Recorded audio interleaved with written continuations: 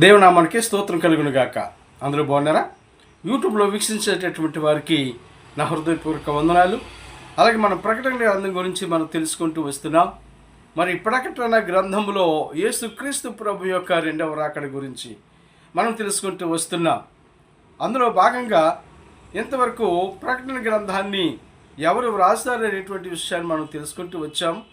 యోహాను భక్తుడు వ్రాసుకుంటూ వచ్చాడు. యోహాను గారే స్వయంగా వ్రాసుకుంటూ వచ్చాడా? కాదు. ఆయనకు వెనకాల ఉండి చెప్పినటువంటి వారు ఎవరు అని మనం యోచన చేసినట్లయితే ఇక్కడ ప్రకటన గ్రంథము 1వ అధ్యాయము 8వ వచనంలో ఆయన అంటాడు, ఆయన ఎవరు అలా చెప్పి వ్రాయించేటటువంటి వారు ఎవరై ఉండాలి, ఎవరైతే ఆ మాటలు స్థిరంగా ఉంటాయి అనే విషయాన్ని ఈరోజు మనం తెలుసుకుంటూ ఉంటున్నాం. కనుక ప్రియుల, అల్పయు ఒమేగియు నేనే, వర్తమాన భూత భవిష్యత్తు కాలములలో ఉండువాడను నేనే అని సర్వాధికారియో దేవుడునగు ప్రభువు సెలవిచ్చుచున్నాడు. చూసారా? ఎవరు ఈ మాటలు స్థిరపరచాలి అని అంటే, ఆ చెప్పేటటువంటి సంగతులు చెప్పేవారు ఎవరై ఉండాలి అని అంటే సాదా సీదా వారు కాదండి. ఒక మరి నాయకులు కాదు, ఒక పొలిటీషియన్ కాదు.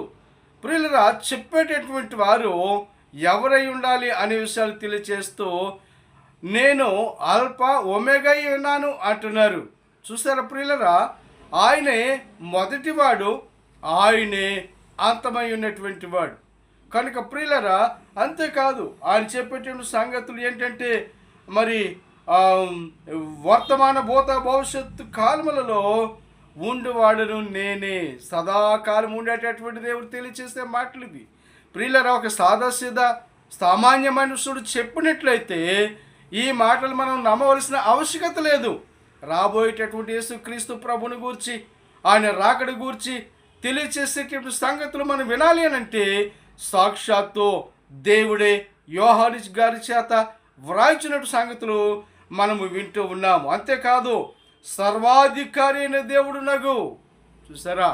ఒక సర్వాధికారి అయిన దేవుడు, సర్వమును కలుగు చేసిన దేవుడు, సర్వమును ఏలుతున్న దేవుడు, సర్వమును కూడా ఆయన కనుసైగి చేత సమస్త విశ్వాన్ని నడిపిస్తున్నటువంటి దేవుడైనటువంటి వాడే ఈ సంగతులు వ్రాస్తున్నాడు. కనుక మనము నమ్మాలి. ప్రభువు సెలవిచ్చుచున్నాడు.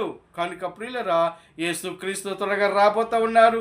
ఆయన చెప్పేటటువంటి మాటలకు ఆయనకున్న క్వాలిఫికేషన్స్ ఏంటి అని అంటే ప్రియులరా, అలాంటి